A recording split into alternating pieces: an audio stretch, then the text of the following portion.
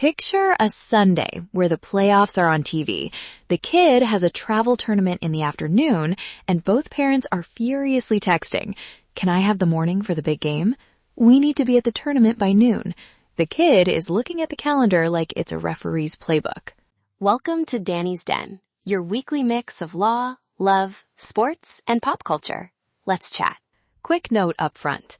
This is general information, not tailored legal advice. If your situation is urgent or complicated, talk to a family law attorney about your specific case. All right, why does this keep blowing up? Courts and mediators care less about weekend bragging rights and more about the child's stability. Listen, judges favor arrangements that preserve routines, school, sleep, extracurriculars.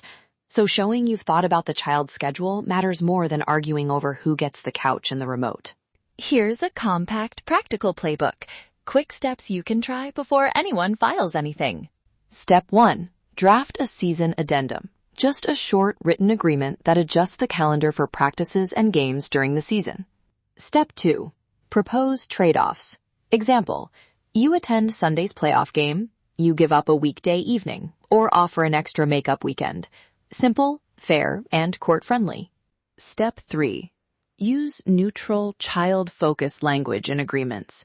Say, the child's tournament weekend, not my game day. It sounds small, but it changes the tone from combative to collaborative. Step 4. Set notice deadlines, 48 or 72 hours when possible. That gives the other parent time to plan, and it's a rule judges like to see. Okay, when you write the addendum, keep it short and concrete. Dates, pickup, drop-off times, who attends which event, and what happens if a game runs late. Try language like this. During spring travel season, weekday parenting time remains unchanged.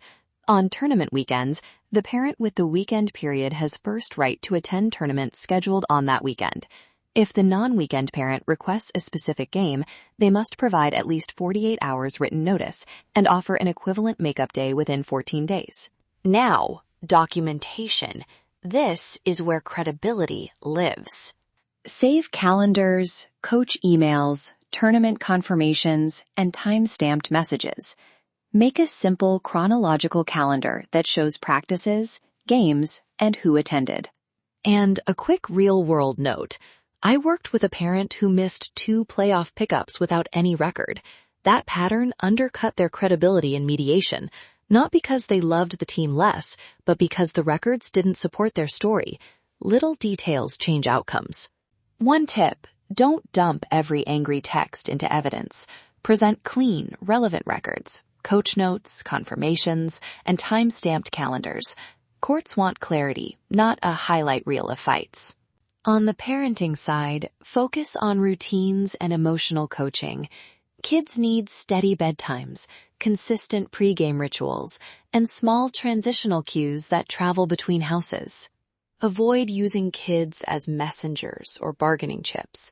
Instead, validate how they feel.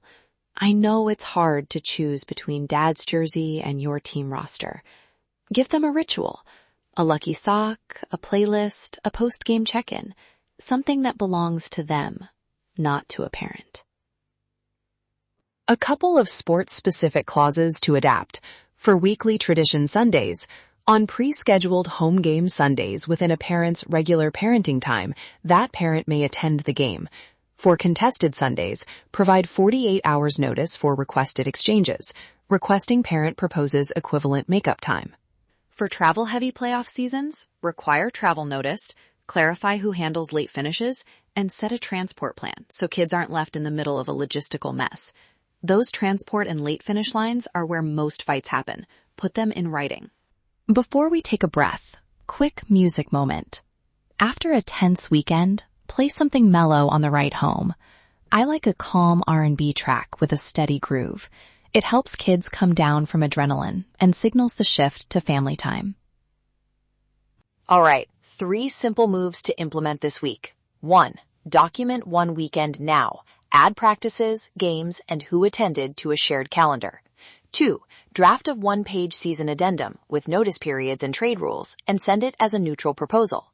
3. Pick one small ritual to share with your child so transitions feel familiar. If you want sample language or a one-page checklist to bring to mediation, I'll link that in the show notes. And if your case is complicated, please consult an attorney. These tips are general information, not tailored legal advice. Thanks for spending part of your weekend in the den. If this helped, subscribe so you don't miss next week's episode on co-parenting around holiday travel. If you need to book a consultation, email me at danielle@thelegalassistancecenter.net to schedule a free 30-minute session to see if I can help. Thanks for listening to Danny's Den. Let's chat.